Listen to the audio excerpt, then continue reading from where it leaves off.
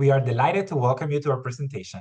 Whether you're an educator, a researcher, a language learner, or simply interested in the fascinating world of multilingualism, we hope this presentation will inspire you to reconsider traditional notions of language proficiency and embrace the diverse linguistic backgrounds that enrich our communities. Let's take a look at the definitions of second language acquisition and bilingualism. Second language acquisition, or SLA, is a discipline devoted to study the way in which individuals acquire a second language. On the other hand, bilingualism is a discipline interested in the cognitive process behind SLA.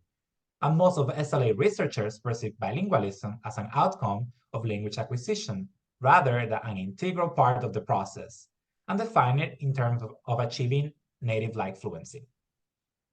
The 2022 Duolingo report offers valuable insights into global language learning trends, shedding light on the most popular languages studied worldwide. At the forefront of this linguistic exploration is English, dominating as the most sought-after language for learners across the globe. An example of English hegemony is shown here. Consider an individual like Enrique, a Chilean Spanish speaker learning English as a second language.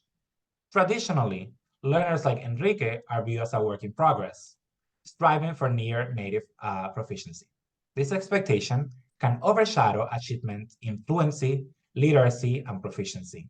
Also, having a foreign accent could be perceived as less intelligent, less trustworthy, and less approachable. In our proposal, we advocate for a paradigm shift in second language acquisition that celebrates and empowers second language learners as bilingual individuals.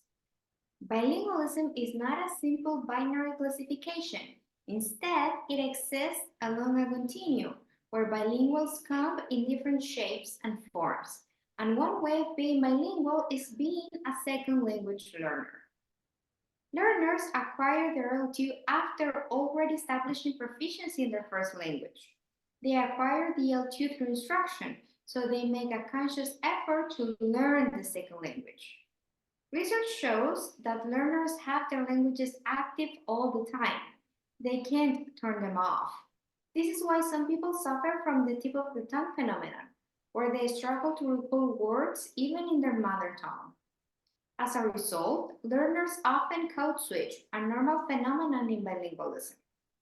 Furthermore, studies reveal that during language processing, learners activate brain regions similar to those of proficient bilinguals, debunking misconceptions about fundamental differences in their linguistic abilities. If we rethink learners as bilinguals, then good things are going to happen. First, we accept them as they are.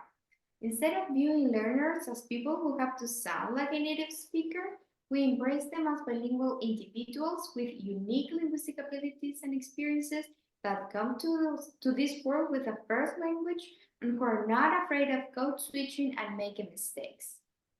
Second, by recognizing the benefits of bilingualism, such as enhanced executive functions and a delay in the onset of Alzheimer's disease, still being studied, we provide learners with added motivation to learn a second language. Overall, we promote a new perspective on language use, encouraging learners to embrace translanguaging and code switching as valid communication strategies. This approach fosters language fluidity and allows learners to leverage all available linguistic resources to express themselves effectively. To wrap up our presentation, this proposal touches upon 4 key points. First, linguistic empowerment. We recognize bilingualism as a valuable asset. Second, cultural enrichment. Embracing bilingualism promotes cultural diversity and fosters greater understanding and appreciation of different linguistic backgrounds. Third, inclusive practices. We can develop more inclusive teaching strategies that cater to their unique needs and strengths. And fourth, redefining success. It should not be measured solely by native-like proficiency. So there is now an open invitation to redefine success. Thank you. We look forward to our discussion.